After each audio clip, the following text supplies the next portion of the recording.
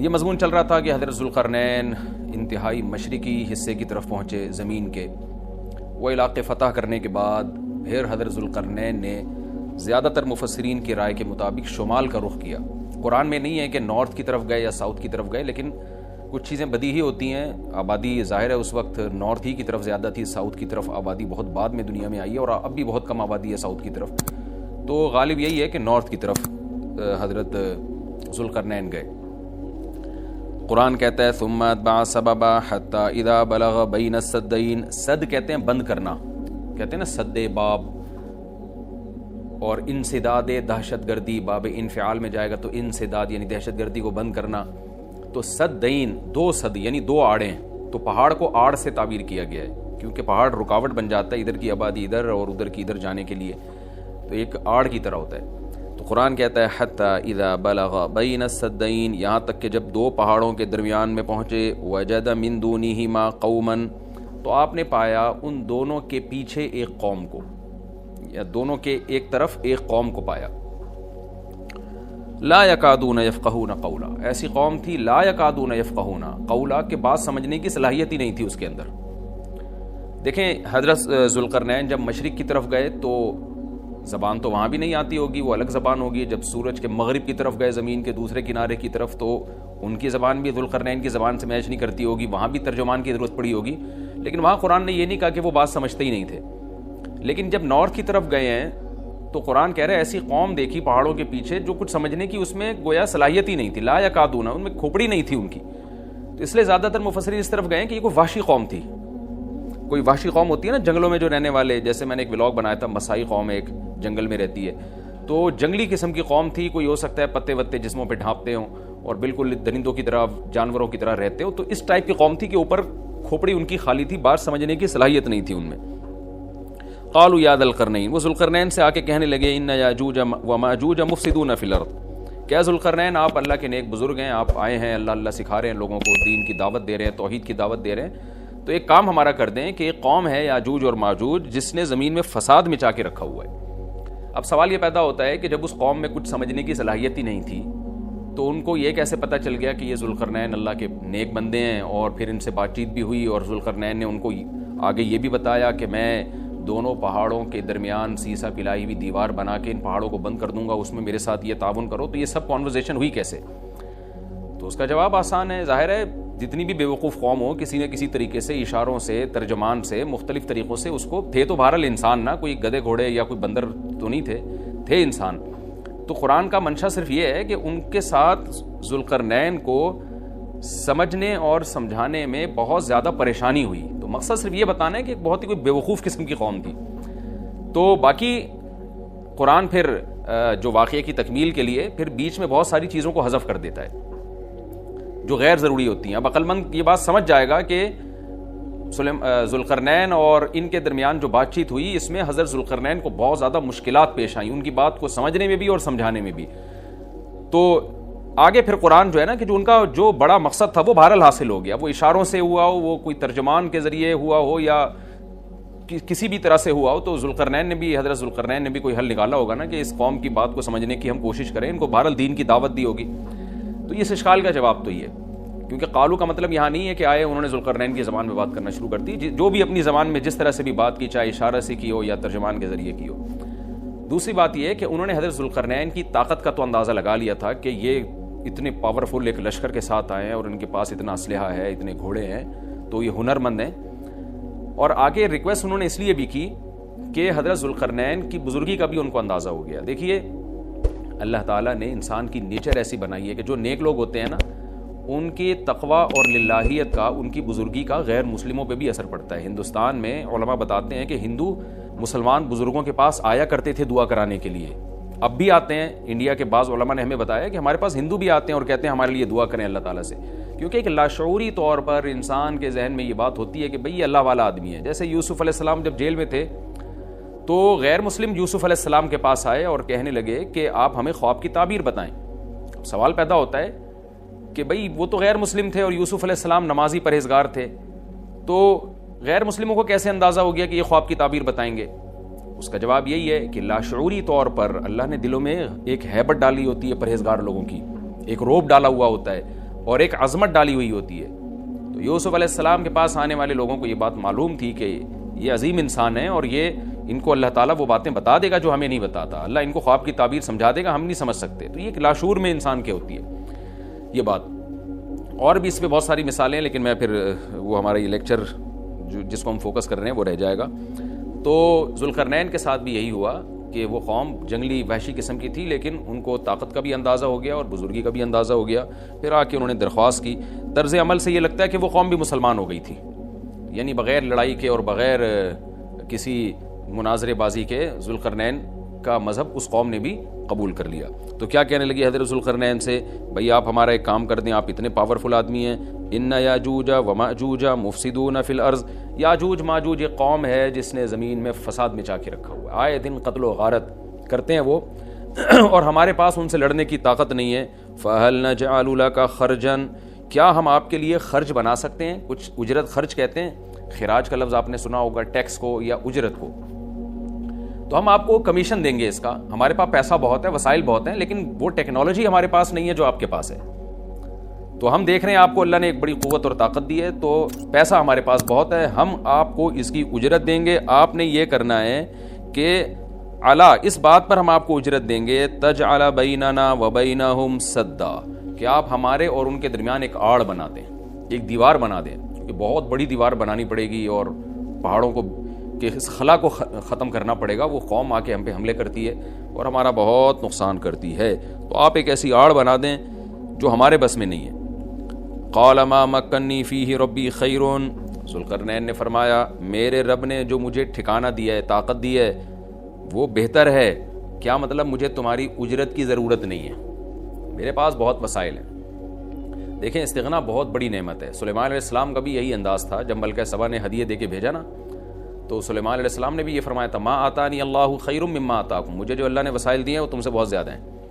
تو ایسے موقع پہ اس طرح کی بات کرنا یہ تکبر نہیں کہلاتا, بلکہ یہ عین شکر ہے کہ بھائی میں کیوں کسی سے مانگوں. آپ نے بعض دفعہ مالداروں کو دیکھا ہوگا, وہ یہ جملہ کہتے ہیں بھائی ہم کسی کے محتاج نہیں ہیں. تو اس جملے میں اگر اللہ کے شکر کی نیت ہے تو یہ اچھا جملہ ہے, اور اگر نیت ہے دوسرے کو نیچا دکھانا پھر یہ تکبر ہے. تو بعض وہمی لوگ کیا کرتے ہیں, کوئی بھی اس طرح کا جملہ زبان سے نکال دے تو فوراً اس پہ تکبر کا فتویٰ ٹھوک دیتے ہیں, یہ ٹھیک نہیں ہے. تو اس طرح کے جملے پیغمبروں سے بھی ثابت ہیں تو اور اہل اللہ سے بھی ثابت ہیں. حضرت ذوالقرنین نے فرمایا بھائی پیسوں کی مجھے ضرورت نہیں ہے, ما مکنی فیہ ربی, میرے رب نے جو مجھے وسائل دیے ہیں, خیر, وہ بہت بہتر ہیں. تم کیا دو گے مجھے, کتنے پیسے دے دو گے؟ ہاں مجھے افرادی قوت کی ضرورت ہے, کیونکہ اتنے بھاری بھرکم پتھر اٹھا کے پہاڑوں پہ لے کے جانا, لوہے کی پلیٹیں لے کے جانا, اس کے لیے افراد چاہیے, مزدور چاہیے, لیبر چاہیے. فاعینونی بقوت, تم مجھے میری مدد کرو قوت کے ساتھ. قوت چاہیے مجھے, پاور چاہیے, افرادی قوت چاہیے. یہاں قوت سے مراد ہے وسائل چاہیے, لیبر چاہیے, مزدور چاہیے. تو اجعل بینکم و بینہم ردما, میں تمہارے اور ان کے درمیان آڑ بنا دوں گا, دیوار بنا دوں گا. آتونی زبر الحدید, وہ قوت یہ چاہیے کہ دو تم مجھے لوہے کی پلیٹیں, یعنی اوپر چڑھانے میں میری مدد کرو ان کی. تو وہ افراد چاہیے ہمیں بہت بڑی تعداد میں جو لوہے کی پلیٹوں کو لے کے پہاڑوں کے اوپر چڑھیں, اور کوئی بھی اس وقت جو بھی طریقہ انہوں نے اختیار کیا ہوگا, ان پلیٹوں کو ہم دونوں پہاڑوں کے بیچ میں رکھیں گے. حتی اذا ساوا بین الصدفین, یہاں تک کہ جب دونوں کنار, صدف کہتے ہیں پہاڑ کے کنارہ, دونوں کناروں کے درمیان ان لوہے کی پلیٹوں کو. اچھا یہاں بھی اندماج ہے, صنعت اندماج کا مطلب بہت سے واقعات قرآن بیچ میں حذف کر رہا ہے. تو ایسا ہی نہیں ہے کہ بنی بنائی پلیٹیں, انہوں نے کوئی اسٹیل مل تھی اور وہ پلیٹیں پہلے سے تیار رکھی ہوئی تھیں. ظاہر ہے ذوالقرنین نے کیا کیا, لوہا جمع کیا پہلے. حضرت ذوالقرنین نے کس قدر محنت لگی ہوگی, پہاڑوں کے درمیان بہت زیادہ لوہا چاہیے. تو کہاں سے پتہ نہیں کتنے مہینے کا یہ پروسیس ہوگا, کتنے سال اس پروجیکٹ میں لگے ہوں گے, کہاں سے لوہا جمع کیا ہوگا. ہو سکتا ہے زمین میں کھدائی کا کام شروع کیا ہو پہلے, کہ زمین سے لوہا نکال لیں ہم, پھر اس لوہے کو گرم کر کے اس کو بھٹیوں میں گرم کر کے کیسے پلیٹوں کی شکل میں تبدیل کیا ہوگا. تو یہ کوئی آسان کام نہیں ہے, لیکن قرآن نے اس پورے واقعے کو حذف کر دیا اور مختصراً بیان کیا. آتونی زبر الحدید, جو لوہے کی پلیٹیں ہم نے تیار کی ہیں وہ لا کے دو. حتی اذا ساوا بین الصدفین, جب ان پلیٹوں کو دونوں پہاڑوں کے بیچ میں ایسے ایسے نصب کرنا شروع کر دیا, ایک پلیٹ آئے, پھر دوسری پلیٹ, پھر تیسری پلیٹ. یعنی اگر ایسے کر کے پلیٹ لگاتے تو یہ تو پلیٹ تو بہت ہلکی ہوتی ہے, یاجوج ماجوج اس میں سوراخ کر دیتے یا کچھ بھی اس کو توڑ دیتے یا جلا دیتے, پگھلا دیتے بھٹی کے ذریعے, کچھ بھی کر سکتے تھے. تو پلیٹوں کو ایسے کر کے رکھا گیا کہ چوڑائی میں جو ہے وہ دیوار بنے. قال انفخوا, تو ذوالقرنین نے کہا اب ان ان میں آگ بھڑکاؤ. انفخو کا مطلب پھونک مارنا ہے, لیکن یہاں پھونک سے بھٹی کی جو گرم کرنے کے لیے جو ہوا ڈالی جاتی ہے نا, جو جیسے آپ نے دیکھا ہوگا نا پرانے زمانے میں خواتین جو تھیں, وہ بوڑھی مائیں کیا کرتی تھیں, دادیاں, وہ ایک پائپ لے کے نا کوئلوں میں پھونک مارتی تھیں. اس سے کیا ہوتا ہے, وہ ٹیمپریچر بڑھتا ہے. آج بھی میں نے گاؤں دیہاتوں میں دیکھا ہے بھٹیوں میں کہ وہ ہوا کا پریشر بنانے کے لیے انہوں نے کچھ دیسی قسم کی مشینیں لگائی ہوئی ہوتی ہیں. ایک صاحب کو میں نے دیکھا کوئی سائیکل کا پہیے پہ پتہ نہیں کون سی مشین لگائی ہوئی ہے, اس سائیکل گھمائے جا رہے ہیں, ادھر سے ہوا نکل رہی ہے اور وہ لوہا پگھلنا شروع ہو گیا. تو بھٹی میں جو پہلے زمانے میں ٹیمپریچر بڑھایا جاتا تھا, وہ ہوا کا پریشر بڑھا کے ہی بڑھایا جاتا تھا, یا ہو سکتا ہے کوئی گیس ہو جس کا پریشر بڑھانے کو انفخو سے تعبیر کیا جا رہا ہے. حتی اذا جعلہ نارن, یہاں تک کہ جب ان پلیٹوں کو بہت زیادہ گرم کر دیا اور آگ کی طرح وہ پلیٹیں بیچ میں نصب کر کے نا آگ کی طرح پگھلنے لگیں, پانی کی طرح وہ پگھلنے لگیں, تو قالا آتونی افرغ علیہ قطرہ, جب وہ گرم ہو گئی نا بہت زیادہ, تو پہلے سے تانبا پگھلا کے رکھا ہوا تھا. یہاں بھی وہی تفصیل ہے کہ حضرت ذوالقرنین نے جو اتنا زیادہ تانبا پگھلا کے پہلے سے بالکل وہ پانی کی طرح تانبا پگھلایا ہوا تھا. میں نے دیکھا ہے جو کاپر ہے پگھلتا ہوا بھٹیوں میں, مجھے تو ایسی چیزیں دیکھنے کا بڑا شوق ہے. تو وہ اتنا زیادہ اس کا ٹیمپریچر ہوتا ہے نا کہ ایسا لگتا ہے جیسے جہنم کی آگ ہے. اللہ ہم سب کو محفوظ رکھے. تو میں کبھی کبھار جب یہ آیت پڑھتا ہوں تو میں سوچتا ہوں کہ کیا اتنا بڑی مقدار میں حضرت ذوالقرنین نے کہاں سے تانبا جمع کیا ہوگا, پھر اس کو کیسے اس زمانے میں, جو صدیوں پرانی بات ہے, جب ٹیکنالوجی نے اتنی ترقی نہیں کی تھی, اس کا تو عشر اشیر بھی نہیں تھا, لیکن کیسے اس کو پگھلایا ہوگا انہوں نے, حضرت ذوالقرنین نے. تو وہ کسی دیگڑے میں جناب اتنا زیادہ, پھر دیگ کہاں سے لائے ہوں گے, وہ دیگ تو خود پگھل جائے گی. اس کے لیے مخصوص قسم کی ایک کوئی میٹل ہوتا ہے کہ اس کا ٹیمپریچر اور تانبے کا ٹیمپریچر میں فرق ہوتا ہے, کہ تانبا جس ٹیمپریچر پہ پگھلے گا تو اس دھات کو, تانبے کو جس دیگ میں ڈالا جائے وہ اس ٹیمپریچر پہ نہ پگھلتا ہو, یا کوئی پتھر کی دیگ ہوگی, جو بھی ہوگا, لیکن بہرحال یہ ساری چیزیں محیر العقول ہیں. تو حضرت ذوالقرنین نے پہلے سے بہت بڑی مقدار میں تانبے کو پگھلا کے رکھا ہوا تھا. اب انہوں نے کہا کہ آتونی افرغ علیہ قطرہ, قطر کہتے ہیں تانبے کو. اب یہ جو ہے مجھے یہ, میں اب ان پلیٹوں کے اوپر جو گرمی سے جو پگھل رہی ہیں نا, ان کے اوپر تانبا ڈال دوں گا. یعنی تانبا ڈالنے کا مقصد کیا تھا کہ دونوں پلیٹوں کے درمیان جو خلا ہے وہ پر ہو جائے, اور پلیٹوں کو پگھلانے کا مقصد یہ تھا کہ پلیٹیں اور تانبا آپس میں مکس ہو جائیں, ایک یکجان ہو جائیں وہ, کیونکہ جب ایک چیز گرم کر کے دوسری گرم چیز کے ساتھ ملائی جاتی ہے نا, تو وہ اس کے اجزاء ایک دوسرے میں داخل ہو جاتے ہیں اور وہ بالکل یکجان ہو جاتا ہے. تو آتونی افرغ علیہ قطرہ, دو مجھے یہ تانبا, میں اس کے اوپر انڈیل دوں گا. تو وہ دیگیں تانبے کی پگھلا کے پہاڑوں پہ چڑھایا گیا ان دیگوں کو, اور پھر وہ لوہے کی پلیٹوں کے بیچ میں جو خلا تھا نا, ان خلا میں وہ تانبے کا جو پگھلا ہوا تانبا تھا پانی کی شکل میں, اس پگھلے ہوئے تانبے کو ڈال دیا گیا. تو وہ یکجان ہو کر ایک بہت مضبوط آہنی دیوار بن گئی. فَمَسْطَاعُوا أَن يَظْهَرُوهُ, اب یاجوج ماجوج میں اس کی استطاعت نہیں رہی کہ اس پہ چڑھ سکیں. وَمَسْتَطَاعُوا لَهُ نَقْبًا, اور اس دیوار میں نقب کی استطاعت بھی نہیں رہی. کتنا لمبا سوراخ کریں گے اس کو کھود کے, یہ بھی ان کے لیے ممکن نہیں رہا. جب اتنا زبردست پروجیکٹ چند مہینوں میں یا چند سالوں میں مکمل ہوا, یا چند دنوں میں, اس کی حقیقت اللہ ہی جانتا ہے, لیکن یہ بہت بڑا پروجیکٹ تھا, بہت ایک شاندار کام تھا, جو شاید اس زمانے میں بہت مشکل ہو. تو اس زمانے میں آپ سوچیں کہ کتنا مشکل ہوگا, لیکن ذوالقرنین نے جب اس پروجیکٹ کو مکمل کیا, قال ھذا رحمۃ من ربی, وہی بات, تکبر نہیں کیا کہ میرا کمال ہے, دیکھا اور پھر شو بازی شروع کی, نا نا نا نا نا, ھذا رحمۃ من ربی, یہ میری رب کی طرف سے رحمت ہے. لیکن سلیمان علیہ السلام بھی یہی الفاظ تھے نا جب تخت سامنے آ گیا, ھذا من فضل ربی, یہ میرے رب کا فضل ہے. تو انبیاء اور نیک لوگ, اللہ ان سے جب بھی کوئی عجیب کام لیتا ہے تو فوراً اللہ کی طرف نسبت کرتے ہیں. پھر وہ دنیا کی بے ثباتی بھی دکھاتے ہیں کہ انہی چیزوں میں پڑھ کے نہ رہ جانا. فوراً ذوالقرنین نے کیا کہا, فَإِذَا جَاءَ وَعْدُ رَبِّي, جب میرے رب کا وعدہ آئے گا نا, جَعَلَهُ دَكَّا, اللہ اس کو توڑ تاڑ دے گا. مطلب یہ دنیا کی ترقی ہے, یہ ہے فنا ہونے والی, دل لگانے کی چیز نہیں ہے. تو ایسا نہ ہو کہ اس سے دل لگانا شروع کر دو اور اسی میں بس کے رہ جاؤ اور اللہ کو بھول جاؤ اور اپنی ترقیوں پہ ناز کرنا شروع کر دو. فَإِذَا جَاءَ وَعْدُ رَبِّي, جب میرے رب کا وعدہ آئے گا, جَعَلَهُ دَكَّا, اسے توڑ تاڑ کے برابر کر دے گا. وَكَانَ وَعْدُ رَبِّي حَقًّا, اور میرے رب کا وعدہ سچا ہے. وعدے سے مراد کیا ہے؟ دونوں مراد ہو سکتے ہیں, یا تو قیامت مراد ہو سکتی ہے کہ قیامت میں سب چیزیں ہی ٹوٹ جائیں گی, یا جو احادیث میں آیا ہے کہ جب یاجوج ماجوج قرب قیامت میں ظاہر ہوں گے تو وہ دیوار ختم ہو جائے گی, یا تو وہ مراد ہے. وَتَرَكْنَا بَعْضَهُمْ يَوْمَئِذٍ يَمُوجُ فِي بَعْضٍ, اور ہم ان میں سے بعض کو, یعنی جو یاجوج ماجوج ہیں ان میں سے بعض کو, یومئذ, جس دن ایسا ہوگا, جس دن اللہ کا وعدہ آئے گا اور یہ دیوار ٹوٹے گی, یموج فی بعض، ہم ان کو ایسا کر دیں گے کہ یہ ایک دوسرے میں گھس رہے ہوں گے.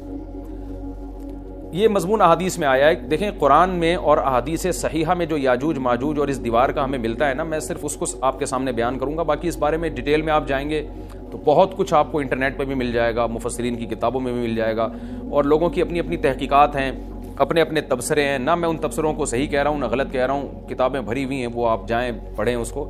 لیکن جتنی بات قرآن سے اور صحیح احادیث سے یاجوج ماجوج کے بارے میں ثابت ہوتی ہے، میں صرف اس کو آپ کے سامنے ابھی پیش کر رہا ہوں. پہلا عقیدہ تو یہ ثابت ہوتا ہے کہ یاجوج ماجوج ایک قوم ہے، انسان ہے، وہ کوئی انسانوں کے علاوہ کوئی الگ مخلوق نہیں ہے، لیکن ہیں بڑے فسادی. دوسری بات یہ بہت قدیم ہے. ذوالقرنین جب گئے تو اس سے پہلے کی یہ قوم ہے اور زمین میں پہلے سے فساد مچا رہی ہے، لیکن بہت زیادہ ان کی کثرت نہیں تھی جتنی کثرت قرب قیامت میں ہوگی، کیونکہ نسل ان کی بہت تیزی کے ساتھ بڑھ رہی ہے. تیسری بات یہ ہے کہ اللہ نے ان کو دنیا کے کسی حصے میں رکھ کے چھپا دیا ہے. چھپایا اس لیے ہے کہ ان کے ظاہر ہونے کا ایک ٹائم ہے، اور وہ ہے حضرت عیسیٰ علیہ الصلوۃ والسلام کا دور. حضرت عیسیٰ ابن مریم کے دور میں یاجوج ماجوج ظاہر ہوں گے.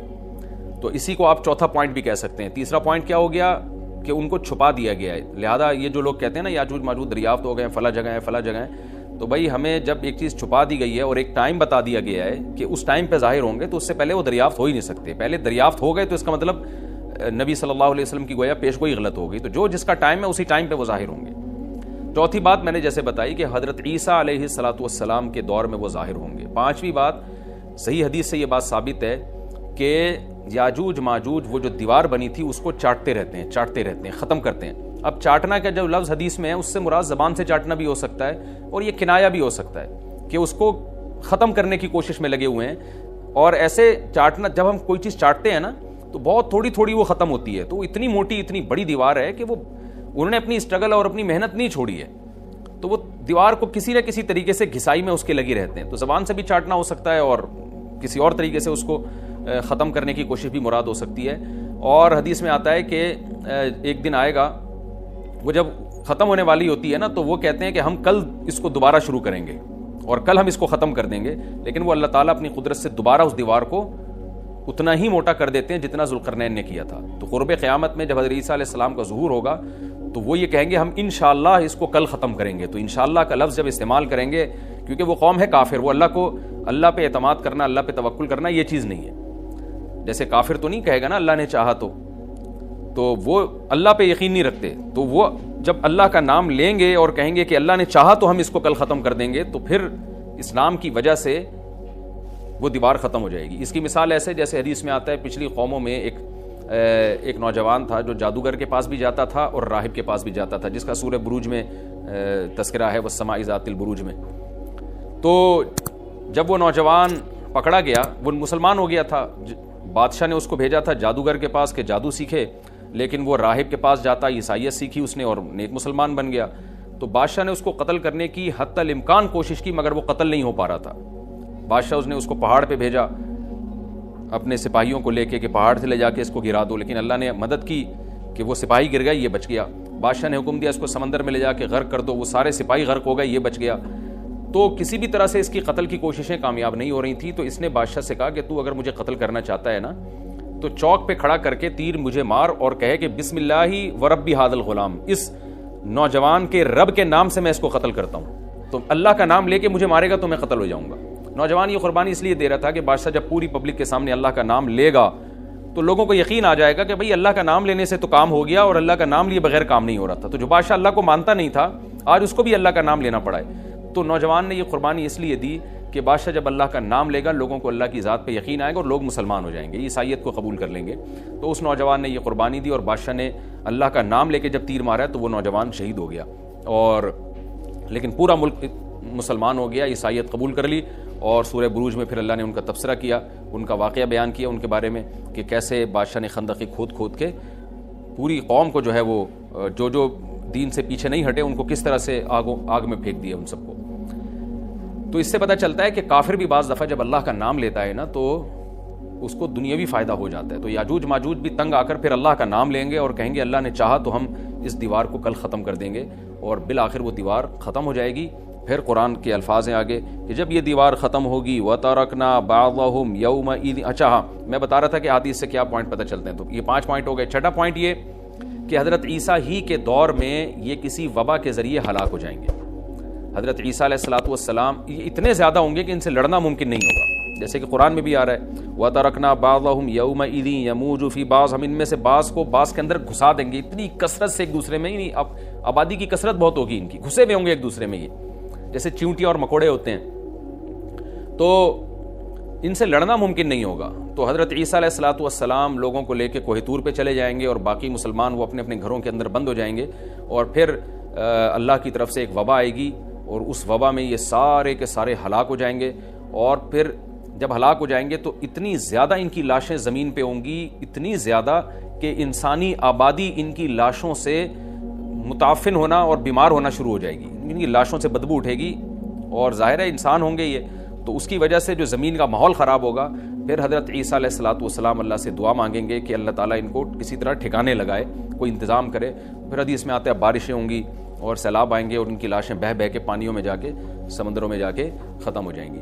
اللہ تعالیٰ ان کو اس طرح سے ٹھکانے لگائے گا. تو یہ یہاں تک جتنے بھی مضامین ہیں یہ صحیح احادیث سے ثابت ہیں.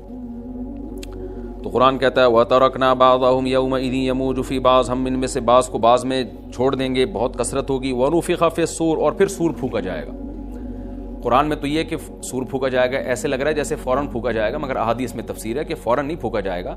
یاجوج ماجوج قیامت کی نشانیوں میں سے ایک بہت بڑی نشانی ہوگی, یعنی یہ اس بات کی علامت ہوگی کہ اب قیامت بہت قریب ہے.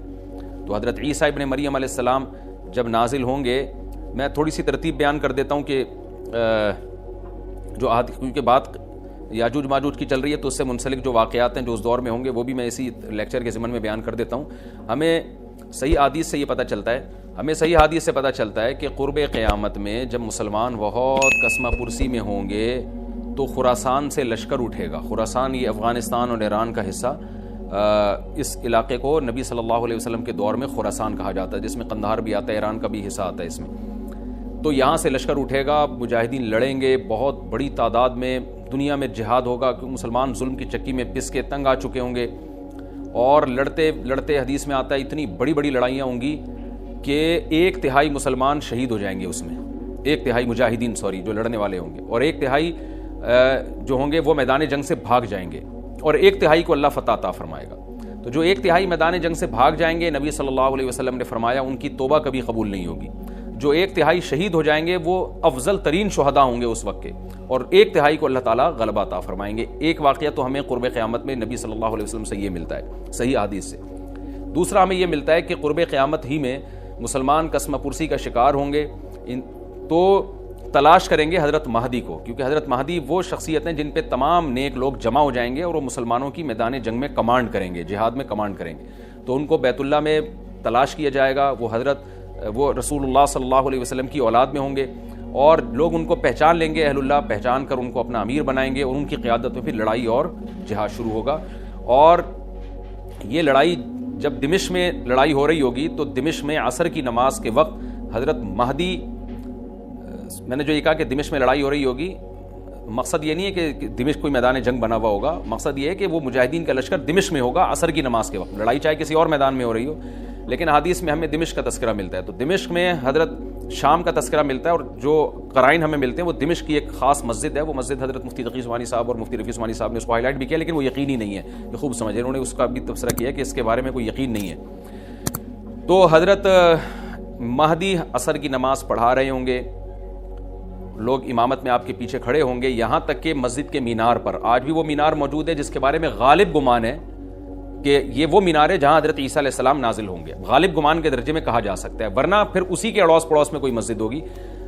میرا اگر شام جانا ہوا تو انشاءاللہ میں ارادہ ہے کہ میں ولاگ میں اس مسجد کا بھی تذکرہ کروں گا, اس جگہ کا بھی تذکرہ کروں گا, لیکن میں پہلے یہ بات بتا دوں کہ وہ 100% یقینی نہیں ہے. ایسا نہ ہو کہ اس مسجد کے مینار پہ چڑھ کے لوگ جو ہے وہ اس کے کوئی مینار کو ہی چاٹنا شروع کر دیں تبرک کے طور پہ. تو عصر کی نماز کا ٹائم ہوگا, حضرت عیسیٰ ابن مریم علیہ الصلوۃ والسلام فرشتوں کے کندھوں پہ ہاتھ رکھے نیچے اتریں گے نماز کے ٹائم پہ, یعنی آسمان سے مینار تک آئیں گے, اور پھر مینار سے آپ کے لیے سیڑھیاں لگائی جائیں گی, سیڑھیوں کے ذریعے مینار سے نیچے اتریں گے, اور لوگ ان کو پہچان لیں گے. حضرت مہدی ان کو امامت کے لیے آگے کریں گے کہ آپ اللہ کے ایک پیغمبر ہیں, آپ نماز پڑھائیے. حضرت عیسیٰ علیہ السلام انہی کو آگے رکھیں گے, اور اس طرح کا مفہوم ہے حدیث میں کہ اللہ نے اس کام کے لیے آپ کو ہی منتخب کیا. کیا مطلب یہ امامت اس امت کا حق ہے, تو حضرت عیسیٰ ابن مریم علیہ الصلوۃ والسلام کا جو کام ہوگا وہ جہاد ہے اور یہودیوں سے انتقام لینا، کیونکہ یہودیوں نے اپنے خیال میں حضرت عیسیٰ کو قتل کیا تھا، تو اللہ نے یہودیت ہی کے خاتمے کے لیے اور دجال کے خاتمے کے لیے عیسیٰ ابن مریم کو نازل کیا ہے۔ حضرت مہدی سے پہلے ہی دجال ظاہر ہو چکا ہوگا۔ دجال کے بارے میں حدیث میں آتا ہے کہ ہر پیغمبر نے اپنی امت کو دجال کے فتنے سے ڈرایا ہے۔ اچھا، یہ دجال ایک ایسی شخصیت ہے جس کا یہودی انتظار ہم سے زیادہ کر رہے ہیں، کیونکہ یہودی اس کو اپنے لیے نجات دہندہ سمجھتے ہیں، جبکہ حدیث میں آتا ہے کہ دجال کانا ہوگا اور اس کا خدائی کا دعویٰ ہوگا، اس کے پاس کچھ ایسی طاقتیں ہوں گی کہ مردے کو زندہ کر دے، زندہ کو مار دے، ایک طرف اس کے باغ ہوگا، ایک طرف اس کے آگ ہوگی، جو اس پر ایمان لائے گا اس کو باغ میں داخل کرے گا، اور جو اس پر ایمان نہیں لائے گا اس کو آگ میں داخل کرے گا۔ اور رسول اللہ صلی اللہ علیہ وسلم نے فرمایا اس کی جو آگ ہے حقیقت میں وہ جنت کا باغ ہوگا، اور اس کا جو باغ ہے حقیقت میں وہ جہنم کی آگ ہوگی۔ تو جو نبی کی باتوں پہ یقین کرتے ہیں وہ دجال کے فتنے سے محفوظ رہیں گے۔ اور حدیث میں سورہ کہف کی بھی تلاوت کا حکم ہے، جمعے کے دن جو کہف کی تلاوت کرتا ہے اللہ اس کو دجال کے فتنے سے محفوظ رکھتا ہے۔ اب آپ دیکھیں یہ سورہ کہف میں ہی قیامت کی علامات کا تذکرہ ہے نا، تو شاید اسی وجہ سے کیونکہ جو سورہ کہف پڑھتا رہے گا وہ یاجوج ماجوج کے واقعات بھی پڑھتا رہے گا اور اللہ کی قدرت کے واقعات بھی پڑھتا رہے گا، تو دجال کے فتنے سے اللہ اس کو اس برکت سے بچا کے رکھیں گے، فتنے سے محفوظ رکھیں گے۔ تو وہ ایسی طاقتیں دکھائے گا، بے وقوف لوگ اس پہ ایمان لے آئیں گے۔ حدیث میں آتا ہے کہ کانا کبھی بھی خدا نہیں ہو سکتا، یعنی اس کی تو ایک آنکھ ہوگی نہیں، لیکن بے وقوف لوگ اس کے یہ کچھ ظاہری کمالات دیکھیں گے، یہ نہیں دیکھیں گے کہ یہ تو شکل بھی اس کی اچھی نہیں ہے، یعنی خدا کم از کم جمال والا ہوتا ہے نا، یہ تو ہے بھی کانا، اور اس کے بڑا بڑا کافر بھی لکھا ہوا ہوگا واضح طور پر، جس سے پتہ چلے گا۔ لیکن احمق اور بیوقوف لوگ جیسے روحانی عاملوں کے کچھ شعبدے دیکھ کر ان پہ سے متاثر ہو جاتے ہیں نا، روحانی عاملوں کے شعبدے دیکھ کے، تو ایسے ہی دجال کے شعبدے دیکھ کے متاثر ہوں گے۔ تو بہت لوگوں کو، خلقت کو، بہت بڑی امت کو گمراہ کرے گا دجال، اہل اللہ کو اللہ تعالیٰ اس کے فتنے سے محفوظ رکھے گا۔ پھر حضرت عیسیٰ ابن مریم جب نازل ہوں گے تو وہ دجال کو قتل کریں گے۔ حدیث میں آتا ہے کہ نیزے کے ذریعے گھوڑے پہ بیٹھ کے قتل کریں گے۔ علماء نے اس حدیث کا دو مطلب بیان کیے ہیں کہ یا تو اس کا مطلب یہی ہے کہ واقعی گھوڑے پہ بیٹھیں گے، نیزہ استعمال کریں گے، اور زمین جو ہے وہ اتنی پہلے اس سے جنگیں ہو چکی ہوں گی کہ لوگ دوبارہ تلواروں گھوڑوں کی طرف آ جائیں گے۔ اس بات کا امکان ہے، ہر ملک ایٹمی طاقت بن چکا ہے، تو اگر یہ ایٹم بم سارے ملک آپس میں چلا دیں تو ہم دوبارہ گدے گھوڑوں والی زندگی پر آ جائیں گے، ٹیکنالوجی ساری تباہ و برباد ہو جائے گی، انسان کی ترقی۔ تو اس بات کا بھی امکان ہے کہ کوئی اس سے پہلے ہو سکتا ہے کوئی ایسی جنگ عظیم ہو کہ انسانیت دوبارہ پہاڑوں پتھروں کے دور میں آ جائے۔ لیکن ظاہر یہ معلوم ہوتا ہے کہ رسول اللہ صلی اللہ علیہ وسلم نے جو کلام کیا ہے، ظاہر ہے اس دور کے لحاظ سے جو لوگوں کے جہاں تک جو لوگوں کی مینٹل اپروچ ہے وہاں تک، تو نبی صلی اللہ علیہ وسلم میزائل یا اور ٹینکوں کا تذکرہ کرتے تو کیا سمجھ میں آتا؟ تو گھوڑے سے مراد ہے جو اس زمانے کا گھوڑا ہوگا، اور نیزے سے مراد ہے اس زمانے کا جو اسلحہ ہوگا، کیونکہ نیزہ نبی کے دور کا ایک مناسب اسلحہ تھا اور گھوڑا نبی کے دور کی میدان جنگ کی ایک مناسب سواری تھی۔ تو اس سے یہ بھی پتہ چلتا ہے کہ ہو سکتا ہے عیسیٰ ابن مریم نیزے کے بجائے کوئی کلاشنکوف کا استعمال کر لیں، تو یعنی وہ نیزہ جو ہے وہ اس کلاشنکوف کی یا جو بھی اسلحہ اس وقت حضرت عیسیٰ ابن مریم استعمال کریں گے اس کی ایک تعبیر ہے، تو اس کا بھی پورا امکان ہے۔ تو ہمیں بہرحال اتنا ایمان ہمارے لیے ضروری ہے کہ دجال کو قتل کرنے والی جو ذات ہے، جو شخصیت ہے، وہ عیسیٰ ابن مریم علیہ الصلاۃ والسلام ہے۔ تو حضرت عیسیٰ کے ذریعے اللہ تعالیٰ دجال کو قتل کریں گے، اور حضرت عیسیٰ کی قیادت میں زبردست جہاد ہوگا۔ حدیث میں آتا ہے کہ عیسیٰ ابن مریم اس دنیا کو امن سے بھر دیں گے، اتنا امن ہو جائے گا اور اتنی مالی فراوانی ہوگی، اتنی مالی، کیونکہ دنیا میں مال بہت ہے، ڈسٹریبیوشن صحیح نہیں ہے، جو تقسیم ہے نا مال کی وہ ظالمانہ ہے، جس کی وجہ سے غریب غریب سے غریب تر ہے، امیر امیر سے امیر تر ہے۔ حضرت عیسیٰ ابن مریم ایسا نظام قائم کریں گے کہ جس سے مال کی صحیح تقسیم، اور لوگ اٹھیں گے زکوٰۃ کا مستحق تلاش کریں گے اور لوگوں کو زکوٰۃ کا مستحق نظر نہیں آئے گا، غریب تلاش کرنا مشکل ہو جائے گا۔ یعنی ایک آدمی، حدیث کا مفہوم ہے کہ زکوٰۃ لے کے گھومتا رہے گا اور اس کو کوئی غریب نہیں ملے گا، اتنی مالی فراوانی ہو جائے گی۔ پھر ترمذی کی روایت میں آتا ہے کہ اللہ کی طرف سے برکتیں ایسی نازل ہوں گی کہ بڑے بڑے انار پیدا ہوں گے، بڑے بڑے انگور پیدا ہوں گے، زمین اپنی برکتیں کھول دے گی، اور حضرت عیسیٰ علیہ السلام خنزیر کو بھی دنیا سے ختم کر دیں گے، خنزیر کی نسل کو ختم کر دیا جائے گا، وَيَضَعُ الْجِزْيَةَ، اور جزیہ کا نظام ختم، اما الاسلام و اما السیف، یا تو تلوار یا اسلام، اس کے علاوہ نہیں۔ تو نبی صلی اللہ علیہ وسلم کو اللہ نے جس مقصد کے لیے دنیا میں بھیجا تھا، اس مقصد کی جو تکمیل ہے وہ عیسیٰ ابن مریم کے ذریعے۔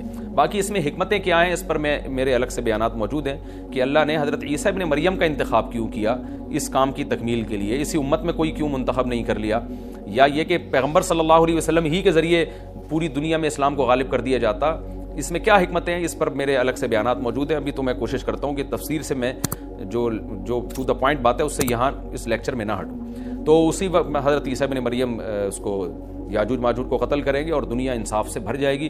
اور اللہ تعالیٰ نے جو پیغمبروں کو دنیا میں بھیجا تھا اس کا مقصد کیفیت اور کمیت دونوں لحاظ سے حاصل ہو جائے گا. اس کے بعد پھر آہستہ آہستہ دنیا میں زوال شروع ہوگا، اور پھر جب پوری دنیا کے لوگ زوال کا شکار ہوتے ہوتے کفر کی طرف جائیں گے، گناہوں کی طرف.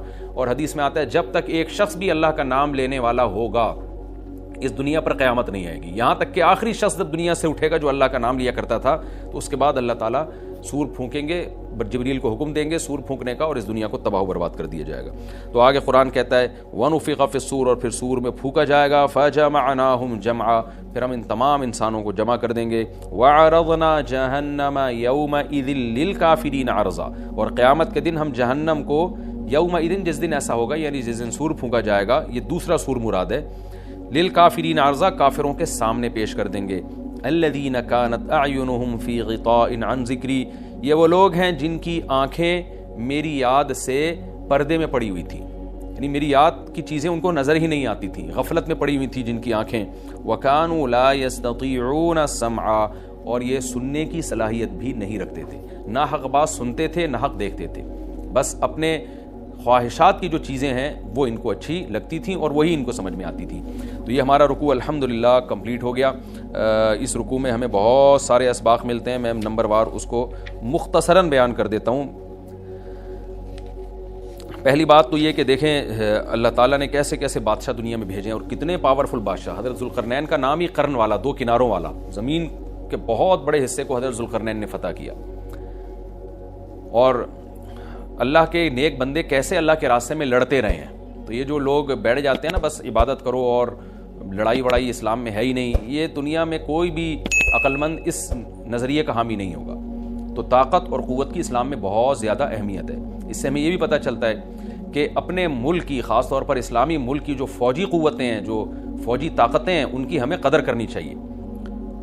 کیونکہ اگر کوئی بھی ملک عسکری لحاظ سے کمزور ہو جائے، کیونکہ اللہ تعالیٰ تو جو عسکری لحاظ سے طاقتور قومیں تھیں اللہ نے ان کا کتنا تذکرہ کیا، ہاں وہ اللہ کے باغی نہ ہوں. تو اسلامی ملک میں کوئی بھی اسلامی کنٹری ہے، چاہے سعودی عرب ہے، چاہے پاکستان ہے، چاہے ترکی ہے، کوئی بھی اسلامی کنٹری ہے، اس کی فوج کی قدر کرنی چاہیے، کیونکہ اسی کی وجہ سے ملک کا بارڈر محفوظ ہوتا ہے.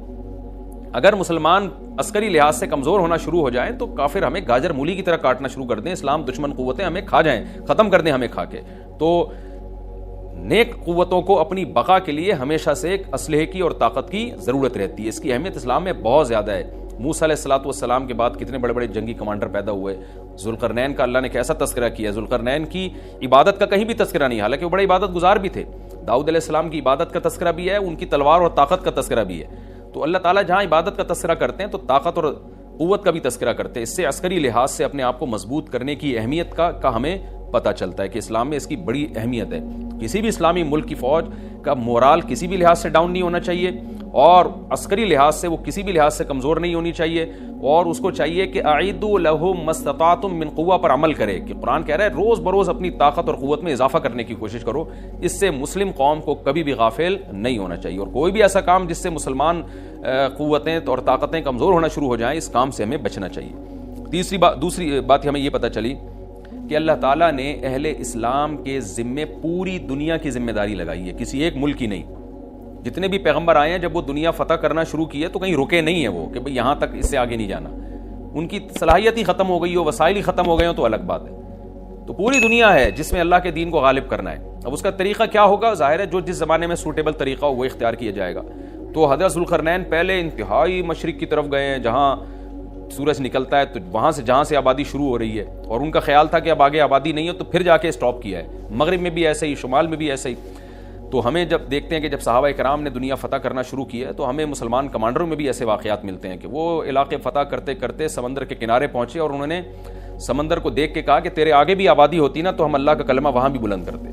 تو یہ دور تھا مسلمانوں کا، اور یہ عیسیٰ ابن مریم دوبارہ پھر وہی کریں گے، پوری دنیا کو فتح کریں گے. تو حضرت ذوالقرنین کے اس واقعے سے پتہ چلتا ہے کہ پوری دنیا کی ذمہ داری اللہ نے ہمیشہ سے اہل اللہ پہ لگائی ہے، اور وہ پوری دنیا میں اللہ کے دین کو غالب کرنے کی کوشش میں ہمیشہ سے لگے رہے ہیں. تیسری بات ہمیں پتہ چلتی ہے کہ اسباب اور وسائل کی اہمیت. حضرت ذوالقرنین نے جب اتنا پہاڑوں کے بیچ میں اتنا یعنی لوہے کی پلیٹیں لگا کے، تانبا پگھلا کے آہنی دیوار بنائی ہے تو خوش ہوئے ہیں. ھذا رحمت من ربی، یہ میرے رب کی رحمت ہے. تبھی تو اللہ کا شکر ادا کیا نا, خوشی پہ شکر ادا کیا جاتا ہے. تو اس سے یہ بھی پتہ چلتا ہے کہ سائنس اور ٹیکنالوجی, دیکھیں یہ کام ٹیکنالوجی کے بغیر ممکن نہیں تھا. تبھی تو اس قوم نے کہا نا ذوالقرنین سے کہ ہم پیسے آپ کو دیں گے, لیکن ہمارے پاس وہ وسائل نہیں ہیں, وہ ٹیکنالوجی نہیں ہے ہمارے پاس. اور بظاہر ایسا لگتا ہے کہ ان کے پاس لوہا بھی تھا, تانبا بھی تھا, کیونکہ حضرت ذوالقرنین اب یہ تو نہیں ہے کہ زمین کے مشرق کی طرف دوبارہ لوہا جمع کرنے گئے ہوں, تو وہیں سے جو کچھ ہوگا نکالا ہوگا. تو وسائل اس قوم کے پاس تھے, ٹیکنالوجی نہیں تھی کہ اس لوہے کو اور اس تانبے کو پگھلا کے دونوں پہاڑوں کے بیچ میں پلیٹیں کیسے بنانی ہیں اور ان کو کیسے ان کے بیچ میں تانبا کر کے کہانی دیوار بنائی ہے. یہ ٹیکنالوجی ان کے پاس نہیں تھی. تو اس سے ہمیں ٹیکنالوجی کی ویلیو کا بھی پتہ چلتا ہے. آج مسلمان اس میں بھی بہت پیچھے چلے جا رہے ہیں اور اس کو مذہب سمجھنا شروع کر دیا ہے. یہ بات بھی غلط ہے. حضرت ذوالقرنین نے اتنی طاقت اور قوت کا استعمال کیا اور اتنے زبردست طریقے سے اس وقت جو بھی اس سوٹیبل ٹیکنالوجی تھی اس کا استعمال کر کے دو پہاڑوں کے بیچ کے راستے کو بند کر دیا اور اس پہ خوشی منائی حضرت ذوالقرنین نے. یہ نہیں کہا کہ بھئی اس سے کچھ بھی نہیں ہوتا, اصل میں تو بس انسان کو چاہیے کہ وہ اللہ اللہ کیا کرے بیٹھ کے, اور یہ کیا اللہ سے بس مدد مانگو, اللہ ہی. یاجوج ماجوج کے بارے میں ان کو کہہ دیتے ذوالقرنین کہ تم سب رات کو تہجد میں اٹھ کے دعائیں مانگو, اللہ یاجوج ماجوج سے تمہیں بچا لے گا. نہ حضرت ذوالقرنین نے کہا دعائیں بھی مانگو, یقیناً حکم دیا ہوگا دعائیں مانگنے کا, لیکن ہم پورے اسباب اور وسائل استعمال کریں گے, لوہے کی پلیٹیں بنائیں گے, تانبے کو پگھلائیں گے, اوپر چڑھائیں گے اور اس طرح سے پوری مضبوط دیوار بنائیں گے. آج مسلمان ہاتھ پہ ہاتھ رکھ کے بیٹھ گیا ہے اور وظیفوں میں اور جو ہے بس وہ چند صبح شام کے وظیفے پڑھ کے وہ سمجھتا ہے کہ ساری دنیا کے سارے مسائل کا حل اس سے ہو جائے گا. ایسا نہیں ہے. آپ کو بہت زیادہ ترقی کرنی ہے, بہت زیادہ اسباب و وسائل میں آپ کو غیر مسلموں سے آگے نکلنا ہے. جیسے کہ قرون اولا کا مسلمان نکلا تھا, تبھی اللہ نے اس کے لیے دنیا میں فتوحات کے دروازے کھولے تھے. تو اللہ ہمارے لیے فتوحات کے دروازے جبھی کھولے گا جب ہم عبادت کے ساتھ ساتھ سائنس اور ٹیکنالوجی کے میدان میں بھی آگے بڑھنے کی کوشش کریں. اور ہمیں قرب قیامت کی علامتیں بھی اس رکوع میں پتہ چلتی ہیں.